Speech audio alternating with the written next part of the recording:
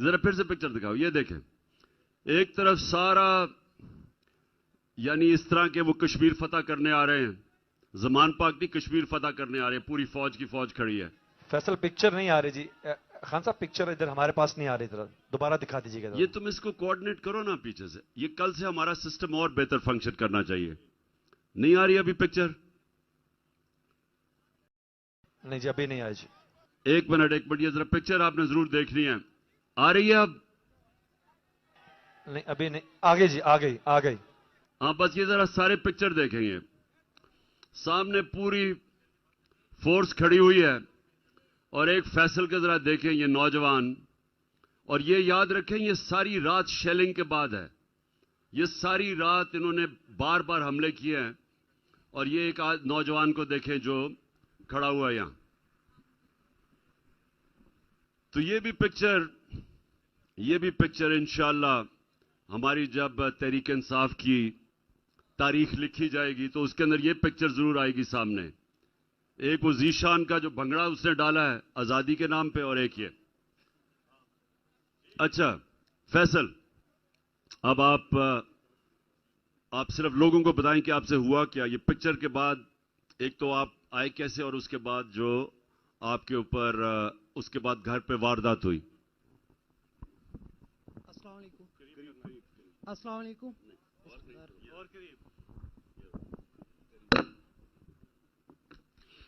السلام علیکم. اس دن میں تقریباً 4:30 بجے آیا ہوں یہاں پہ زمان پارک پہ.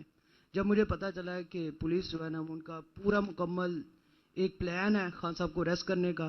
بیسک ہمارے پاس کچھ نہیں ہے, ان کے علاوہ کوئی نہیں ہے. کس کو لائیں گے ہم؟ کوئی بھی نہیں ہے ہمارے پاس.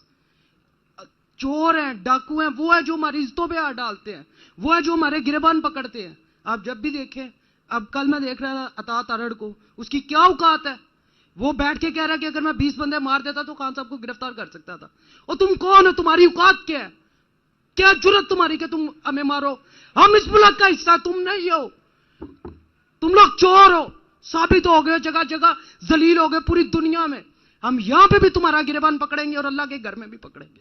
جو ظلم تم نے ہمارے ساتھ کیے ہیں, جو تمہارا باپ جو ادھر بیٹھا ہوا ہے, جو اس نے کیا, وہ جو اس بغیرت آدمی نے کیا اور وہ کر کے بھاگ گیا, کیا سمجھو ہم بھول جائیں گے؟ نہیں بھولیں گے. مجھے امید ہے, میرے سامنے بیٹھے ہوئے خان صاحب, اور میری ریکویسٹ ہے کہ خان صاحب جب آپ کی حکومت آئے اس کو گھسیٹ کے لائیں اس ملک میں اور چراہوں میں ذلیل کریں, تاکہ اسے پتا چلے کہ اس نے کیسے ہماری قوم کے ملک کے ساتھ, پیسے کے ساتھ کھیلا, ہماری عزتوں کے ساتھ کھیلا, ہمارے جذبات کو ٹھیس پہنچائی, ہمیشہ نقصان پہنچایا. اس نے کبھی ہمارے ساتھ کوئی اچھا نہیں کیا.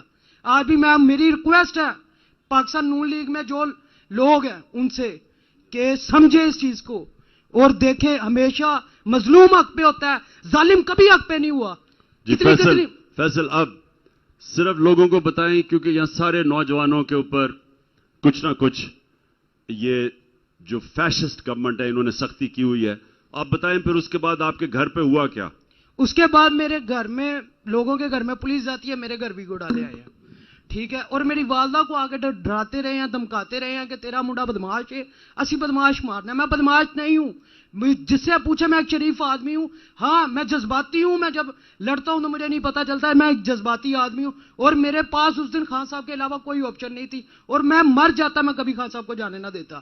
اور آپ سے بھی یہی ریکویسٹ ہے کہ آپ بھی اسی طرح لڑیں اور کھڑے ہو جائیں, ان کے آگے ظلم کے آگے کھڑے ہو جائیں. یہ بھاگ جائیں گے آپ سے ڈر کے. یہ ہمارے قتل کی, کبھی بھی ہمیں مارنے کی یا کبھی بھی کوشش کر ہی نہیں سکتے. بہت بہت شکریہ. ایک بار پرزور تالیاں فیصل کے لیے, اس جذبے کے لیے. نجم شراز آئے ہیں. عثمان جی نجم ہمارے پاس تو ابھی نہیں آئے ہیں, لیکن ابھی آپ سوال کے لیے کہا تھا کہ جی لیجئے سوال لیجئے. اچھا نادیہ, آپ پہلا سوال جو ہے ہماری اس خواتین سائٹ سے سمینہ بٹ ہیں, وہ سوال کریں گی. تو نادیہ آپ مائک لے جائیں سمینہ کے پاس تاکہ وہ خان صاحب سے اپنا سوال کر سکے اور انٹریکٹ کر سکے. بہت بہت شکریہ فیصل. اور اب ہم جاتے ہیں پہلے سوال کی طرف. السلام علیکم, کیسے ہیں خان صاحب آپ کو بہت بہت عید مبارک. اور میرا آپ سے سوال یہ ہے کہ انشاءاللہ آپ وزیر اعظم بہت جلدی بننے والے ہیں, اور میں چاہتی ہوں کہ اور آپ سے سوال میرا یہ ہے کہ جب آپ وزیر اعظم بنیں گے تو آپ خواتین کے لیے کیا کریں گے؟ کیونکہ ہمارے لیے کوئی حقوق نہیں ہے، تو میں چاہتی ہوں کہ جب آپ وزیر اعظم بنے تو ہمارے لیے ضرور کچھ کریں. Thank you. دیکھیے جی، جو حقوق جس کو انگریزی میں ہیومن رائٹس کہتے ہیں، یہ یاد رکھیں کہ یہ معاشرے میں یا ہوتے ہیں یا نہیں ہوتے. اور معاشرے کے اندر جب آپ ہیومن رائٹس کی بات کرتے ہیں تو انسانوں کے حقوق کی بات کرتے ہیں. اس میں چاہے آدمی ہوں، چاہے عورتیں ہوں، چاہے بچے ہوں اور چاہے اقلیتیں ہوں، سب انسان قانون کے سامنے ایک برابر ہیں.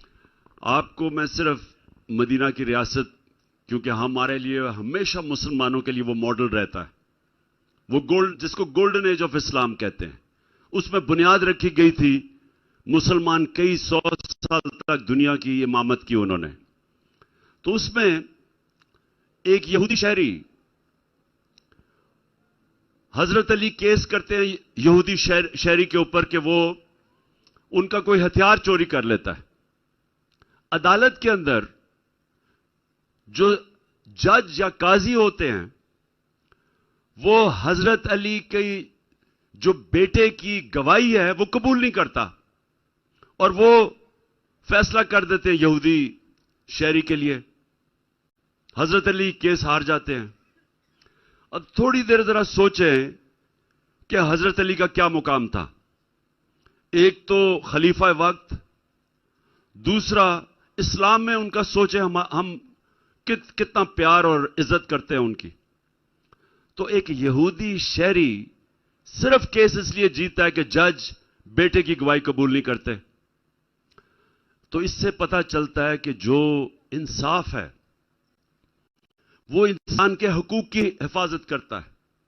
وہ جب انسانوں کے حقوق کی حفاظت کرتا ہے وہ انسانوں کو آزاد کر دیتا ہے. اور آزاد انسان کی پرواز اوپر ہے. غلام تو اچھے غلام بنتے ہیں.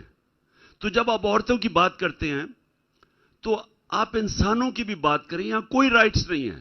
آپ دیہات میں چلے جائیں، تھانہ کچہری پٹواری کی پالیٹکس کیا ہے؟ غریب آدمی ٹھوکریں کھاتا پھرتا ہے، کبھی پٹواری میں کبھی تھانے میں، غلط کیس کر دیتے ہیں. طاقتور اس کی زمین پہ قبضہ گروپ کیوں ہے؟ کیونکہ کمزور کی زمین پہ قبضہ ہو جاتا ہے اور کمزور کے پاس کوئی انصاف کا جگہ ہی نہیں ہے. یورپ میں کیوں نہیں قبضہ گروپ؟ امریکہ میں کیوں نہیں قبضہ گروپ؟ کیونکہ وہاں انصاف ہے، کمزور کی حفاظت ہے، حقوق ہیں. سو جو ہماری جنگ ہے حقیقی آزادی کی، اصل میں وہ سب انسانوں کے لیے ہے. جو مدینہ کی ریاست میں سب انسان کو حقوق دیے گئے تھے. خواتین کو پہلی دفعہ رائٹس کہے گئے تھے، پراپرٹی رائٹس دیے گئے تھے. نبی صلی اللہ علیہ وسلم نے کہا آدمی کو وہ حقوق عورت پہ دیے گئے اور عورت کو حقوق انسان کے اوپر آدمی پہ دیے گئے ہیں. غلاموں کو آزاد. تو وہ ایک اصل میں انسانوں کو آزاد کیا گیا تھا رول آف لا یا انصاف دے کے. تو ہم انشاءاللہ عورتوں